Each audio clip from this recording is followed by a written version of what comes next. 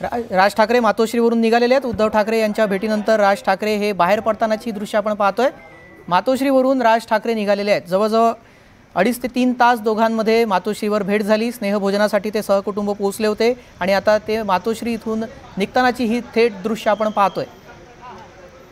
नुकतेच राज ठाकरे मातोश्रीवरून निघालेले आहेत। आताची ही मोठी घडामोड आपण पाहतोय। गेल्या 2.5 ते 3 तासापासून दोघांमध्ये चर्चा सुरू होती। अमित ठाकरे देखील आपल्याला दिसतात, स्वतः गाडी चालवत ते इथे पोहोचलेले होते। आता ते बाहेर पडतानाची ही दृश्य, या संदर्भातले अधिक अपडेट घेऊयात। आमचे प्रतिनिधी विजय देसाई थेट जोडले गेलेले आहेत। विजय, सध्या राज ठाकरे बाहेर पडतात, काय तिथले अपडेट?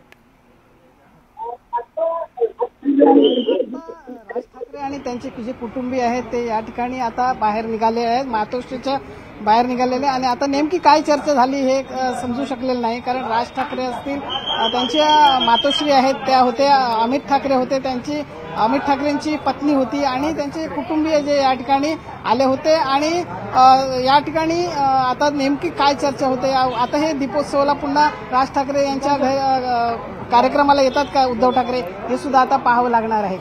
मनसेकडून जो शिवाजी पार्कात दीपोत्सव आयोजित केला जातो त्यासाठी उद्धव ठाकरेंना आमंत्रण दिलं जाणार असा चर्चा फार जोर उठू लागल्या, त्या आपण पाहतोय। त्या संदर्भातली काही अपडेट तिथल्या नेत्यांकडून, काही आतमधल्या सूत्रांकडून समजली आहे का?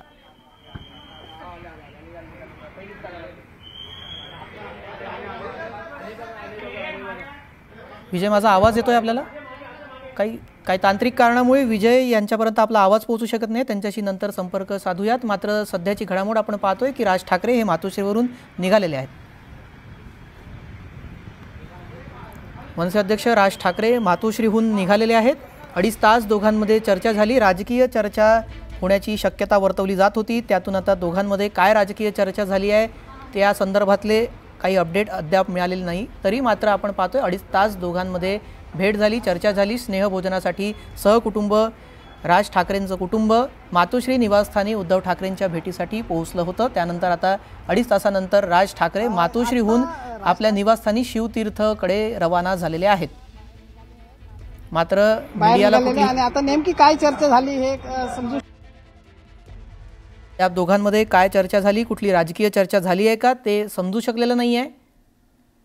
मात्र दोघांमध्ये 2.5 तास चर्चा झाली, ही मोठी घडामोड आहे। ठाकरे बंधूंची ही 6वी भेट गेल्या काही महिन्यांपासून, गेल्या 3 महिन्यांपासून आपण पाहतोय सातत्यानं दोन्ही ठाकरे बंधूंच्या भेटीगाठी वाढल्याचं पाहायला मिळतंय। त्यामुळे राजकीय विश्लेषकांच्या मते देखील आता दोन्ही कुटुंबामधील कटुता जी गेल्या 2 दशकामध्ये वाढली होती ती आता बऱ्यापैकी कमी झाल्याचंही बोललं जात आहे।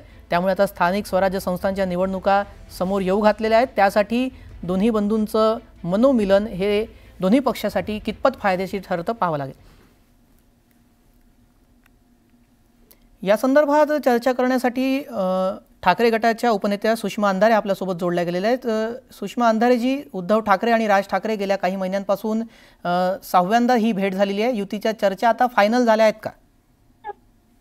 नाही, मला असं वाटतं की मागे पण आपलं हे बोलून झालेलं आहे की इथून पुढे आपल्याला या दोनही भावांना किंबहुना या दोनही नेत्यांना सतत एका फ्रेम मध्ये बघण्याची सवय आपल्याला लावावी लागेल। आणि त्या अनुषंगाने उद्धव साहेब असतील किंवा मनसे प्रमुख असतील, हे दोघांची आता भेटीगाठी होणं फार स्वाभाविक आणि साहजिक गोष्ट आहे।